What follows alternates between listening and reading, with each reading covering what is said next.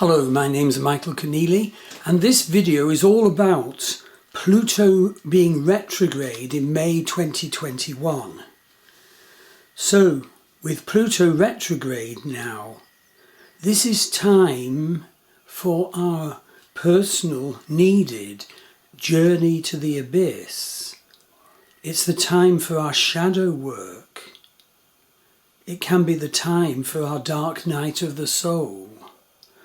These are the things, the ways that Pluto energy manifests. Pluto's velocity is almost stationary now, so his energy is most powerful, because the slower a planet's velocity in the heavens, the deeper it carves its effects. So this time now, when Pluto has just turned retrograde at the very end of April, is our opportunity to review our issues around power, darkness, and our shadow. And actually this video and blog is part of our May 2021 Star Wheel Astrology and Healing newsletter.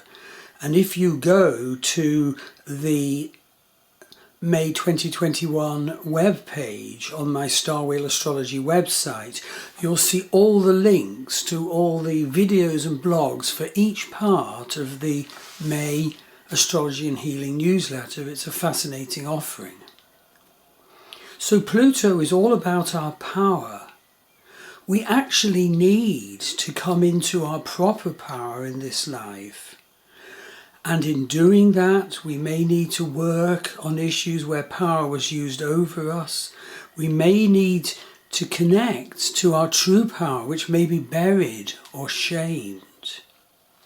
Pluto experiences need to be handled well to bring about purging of any power wrongly used over us, to exercise our shadows, to release our buried power and our core truths and talents. Pluto is the planet of creative destruction, and its transits over our birth planets are lengthy. I've been doing shamanic healings for 26 years now, and so I've coupled that with astrology in my journey to the abyss. I love doing shamanic journeying, where our buried self can be seen, befriended and healed, where our shadow side that we'll often deny and hide away from can be perceived. The split off part of you that is within it can be befriended, and so the shadow can be brought to the light and healing occur, all those sort of things. So Pluto is retrograde all of May 2021. Pluto turned retrograde on the 27th of April at 2 degrees Capricorn and ends May also at 2 degrees Capricorn. And the retrograde doesn't actually end until Pluto turns direct on the 7th of October at 0 degrees 9 minutes of Capricorn. Now the vastness and importance of Pluto was anciently known. So in terms of the Greek myth, this is Pluto and Persephone. In terms of the Babylonian or Mesopotamian myth, this is Ishtar, also called Inanna. And in terms of Egyptian myth, this is Set. Let's look at these. Pluto in Greek mythology was lord of Hades, and looking up from his dark realm of the dead, he saw the beautiful young Persephone, daughter of Demeter, who was goddess of the earth. Persephone was innocently picking narcissi in a beautiful little meadow, and Pluto desired her. So Pluto erupted from his underworld realm, and he appeared before Persephone in his chariot drawn by black fire-breathing horses, and he summoned her to come with him to his realm, the land of the dead, where he would make her queen. The story goes on that indeed she became queen of the underworld. She gained vast power, but her mother, the goddess of the earth, Demeter, missed her and stopped doing her work as goddess of the earth, so the humans began to suffer and die with no harvest. So a deal was done that Pluto and Persephone could be together in Hades, half the world, but that Persephone could come to the surface of the earth to help her mother Demeter fructify the earth in the other half of the year. Okay, Ishtar. Ishtar was the Babylonian goddess of the earth. Ishtar's husband died, and in her great grief, she decided to descend into the underworld to get him back. She bribed her way past all the gate guards on the way as she descended, and she arrived at the bottom of the underworld with nothing. She was naked and bereft to face her sister Ereshkigal, goddess of the underworld. And what did Ereshkigal do? She hung Inanna on a meat hook, naked and bereft. This was Inanna's journey to the abyss. But meanwhile, the humans on the surface of the earth missed their earth goddess, Ishtar. The crops failed, they starved. So they sent a little creature to creep down into the abyss, past all the gate guards, and retrieve Ishtar or Inanna and bring her back. And the utterly wonderful thing is that when Ishtar returned, because of her descent into the abyss, she wasn't just the goddess of the earth.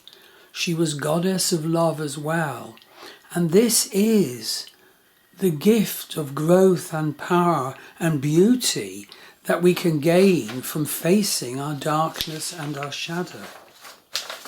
So the last mythic key is Set, the Egyptian god. So Set is a creature of no known nature, rather like a jackal. Set expresses the harsh power of storms and chaos and the dark side of our nature. Set is the murderer of Osiris. Set is the scapegoat who carries our sins. Yet, Set's trickster nature ensures that we will have to meet our fate and our destiny, often in terrible situations, but it will give us a chance to raise our consciousness and be reborn. So the question is Set our enemy or is he our ally?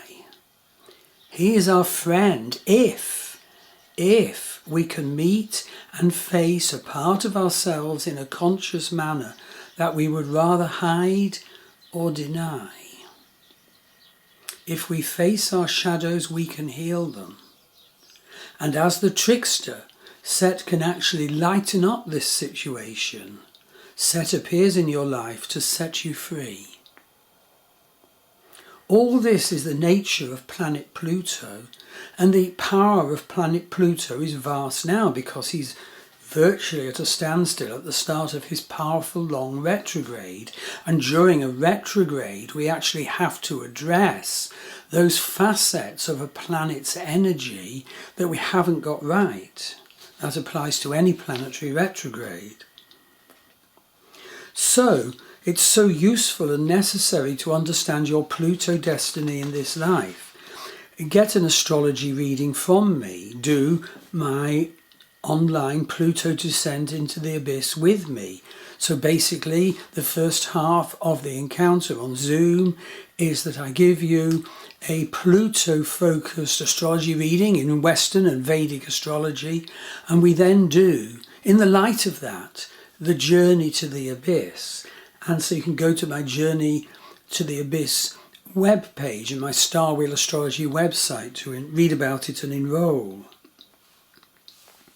You see, we have to be alert and fully accepting of the fact that our persona or our identity is so much bigger, so much vaster than as seen by our parents or other members of this society.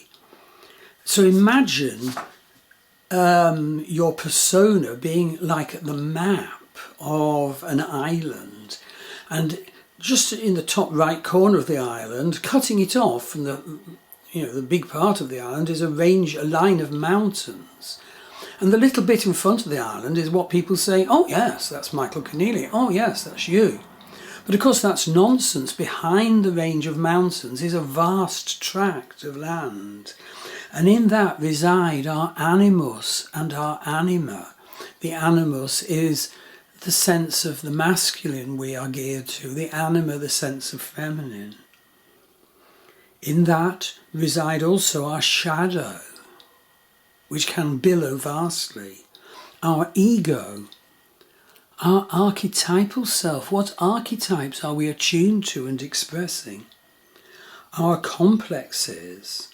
We cannot rid ourselves of our wound complexes, but we do need to develop awareness of them. And also there is our primordial fire ever burning, the profound archetypal forces that drive us in this life and are the source of our psychic energy, our instincts such as sexuality and hunger, linked to the primal fire that drive us and drive humanity. Now, I always combine both Vedic astrology and psychodynamic Western astrology in my courses and in my readings. And I'm just going to mention an interesting thing regarding psychodynamic Western astrology, and that is there's a chart of our nature, and secondly there's a chart of the you created by your nurture, your first upbringing environment.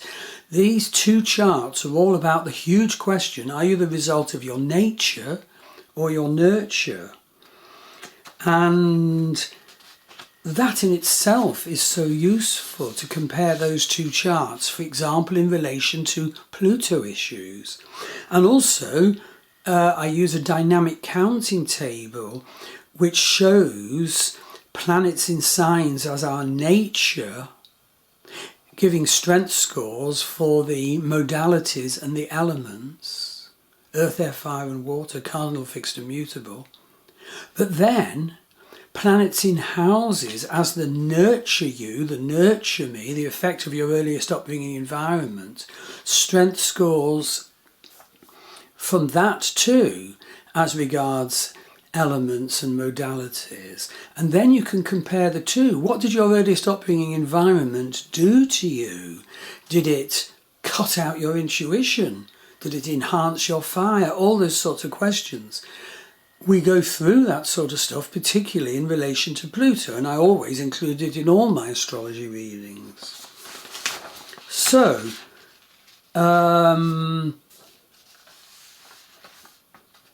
I just want to conclude by saying, if you want a journey to the abyss, go to the Journey to the Abyss website page on my Star Wheel Astrology website to enroll.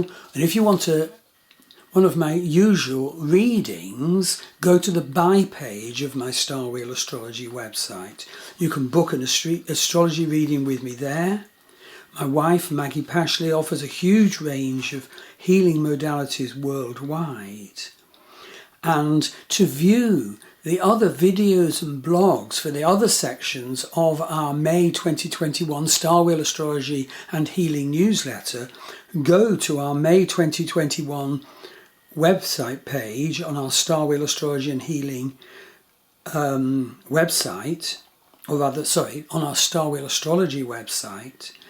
And there you'll see listed the titles of all the parts. Some have their videos and blogs already at the beginning of the month, and the videos and blogs for the other parts will be added in the early part of May.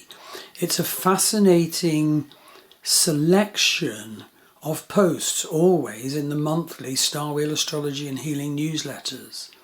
So, hope to see you and to work with you. Thank you.